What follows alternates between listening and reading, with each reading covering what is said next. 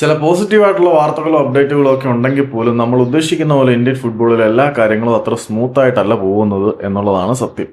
നിങ്ങൾക്ക് എല്ലാവർക്കും അറിയാം, അന്തേരി സ്പോർട്സ് കോംപ്ലക്സിൽ മുംബൈ ഫുട്ബോൾ അറീനയാണ് മുംബൈ സിറ്റി എഫ് സിയുടെ ഹോം ഗ്രൗണ്ട് എന്ന്. പക്ഷെ ഇപ്പം അവർക്കതിന് പുറത്തേക്ക് പോകേണ്ട അവസ്ഥയിലേക്ക് കാര്യങ്ങൾ എത്തിയിട്ടുണ്ട്. കാരണം സ്റ്റേഡിയം അതോറിറ്റി അവരോട് 250% റെന്റ് എക്സ്റ്റെൻഡ് ചെയ്തിരിക്കുന്നത്.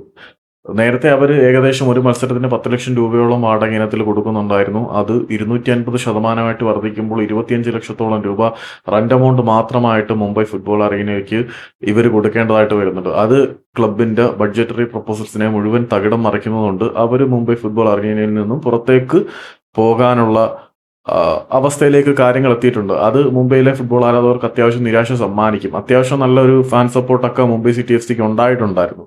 അപ്പം അവർ പുതിയ ഓപ്ഷനുകൾ പരിഗണിക്കുന്നതുകൊണ്ട് ഇപ്പം ബാന്ദ്രയിൽ സ്ഥിതി ചെയ്യുന്ന നെവില്ലെ ഡിസൂസ പ്ലേ ഗ്രൗണ്ടിലേക്ക് അവരുടെ മത്സരങ്ങൾ മാറ്റാനാണ് ഇപ്പം മുംബൈ സിറ്റി എഫ് സിയുടെ അധികൃതർ ആലോചിക്കുന്നത്.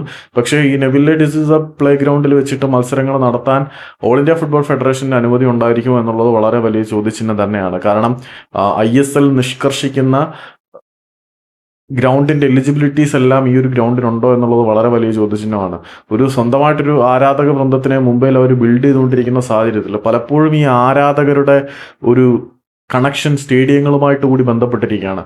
അപ്പം ഇത്രയും നാള് അവർ അടിവെച്ച് ബിൽഡ് ചെയ്തുകൊണ്ടിരുന്ന ഒരു എക്കോ സിസ്റ്റത്തിനെ മുഴുവനും പറിച്ചു നടുക എന്ന് പറഞ്ഞാൽ അത് മുംബൈ സിറ്റി എഫ് സിയുടെ ഫുട്ബോൾ പ്രൊജക്റ്റുകൾക്കും ഇമോഷണൽ ഇഴകൾക്കും വളരെ വലിയ തിരിച്ചടി തന്നെയാണ്.